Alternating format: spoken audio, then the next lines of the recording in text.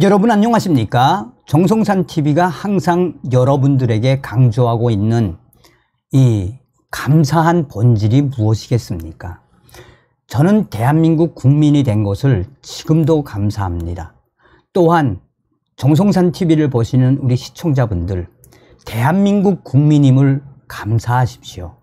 얼마 전에도 방송을 해드렸습니다만 지금 현재 중국 감옥에 있는 2,000명에서 많게는 2,600명의 이 탈북민들, 김정은과 시진핑의 승인이 떨어진 사업이다 라고 방송을 해드렸지요. 우리가 윤석열 정부가 또 윤석열 정부의 이 국무위원들이 이 문제를 확대시킬 바라는 본질이 무엇이겠습니까? 지금 저 정성산 메일로 이 전 세계에서 엄청나게 많은 메일들이 오고 있습니다. 하루에 제가 한 60통 이상 받았는데, 정성산 감독님 계속해서 중국에 있는 2,600명과 관련된 그 수감된 탈북민들 방송을 계속해 주십시오. 그들을 구해 주십시오. 라는 절규가 메일을 통해서 계속 오고 있습니다. 자, 김영호 통일부 장관이 중국 내의 탈북민 2,000명 한국 전원 수용 중국과 협조하겠다라고 밝혔죠. 조선일보가 사설을 통해 윤석열 정부는 시간이 없으니 서둘러라 라는 사설을 냈습니다. 정성산TV 좋아요, 구독, 알림은 큰 힘이 되겠습니다. 조선일보는 사설, 중국 내 감금 탈북자 2,000명, 대한민국은 한 명도 빠짐없이 받을 것. 코로나 기간 중 중국에서 붙잡혀 구금시설에 수감되어 있는 탈북민이 2,000명에 달하며 북중 간 국경이 개방되면서 대거 북송될 가능성이 커졌다라고 엘리자베스 살몬 유엔 북한 인권 특별보고관이 밝혔습니다. 3년여 봉쇄됐던 북중 국경은 최근 신의주, 단둥, 무산, 난핑 등이 부분 개통됐고, 중국은 일부 지역 변방대 시설을 증축하는 등 송환에 대비하고 있는 것으로 알려지고 있습니다. 중국이 개방된 국경을 통해 탈북자들을 북송하면 정치범 수용소로 보내줘 학대, 고문 등의 비인권적 처우에 노출될 가능성이 큽니다.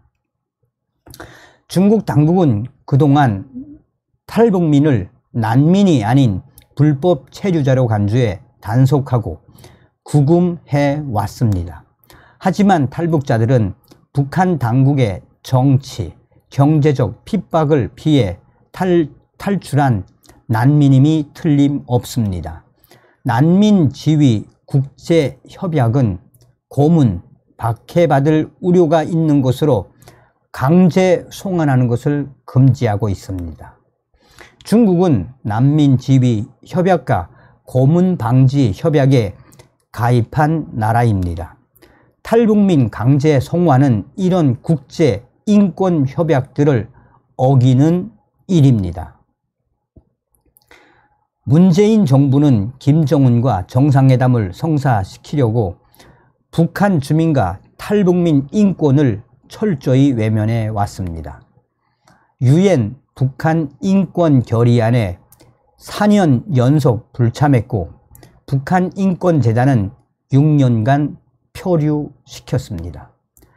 대북전단은 법까지 만들어 금지했으며 2019년에는 귀순 위양서를 쓴 탈북 어민 2명을 안대를 씌우고 포승줄에 묶고 강제 북송해 국제사회에서 반인권적 조치라는 비난을 자초했습니다.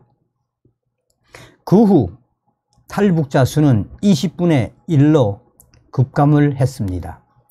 한국으로 가도 언제 송환돼 죽을지 모른다라는 공포감이 컸을 겁니다. 김영호 신임 통일부 장관은 한국행을 희망하는 탈북민을 전원 수용할 것이라며 중국 정부의 협조를 촉구했습니다. 윤석열 정부는 유엔 안보리 상임 이사국이자 유엔 인권이사회 이사국인 중국이 탈북민 인권을 유린하는 북송 조치를 하지 못하도록 더욱 적극적으로 설득해야 합니다. 윤석열 정부는 유엔 기구와 국제 인권단체 등과 협력해 다각적 조치를 강구해야 합니다. 9월 항저우 아시안 게임, 그때까지 골든타임을 놓쳐서는 안 됩니다 라고 조선일보는 강조했습니다. 서두에도 말씀을 드렸습니다만 북한에서 태어난 게 무슨 죄가 있습니까?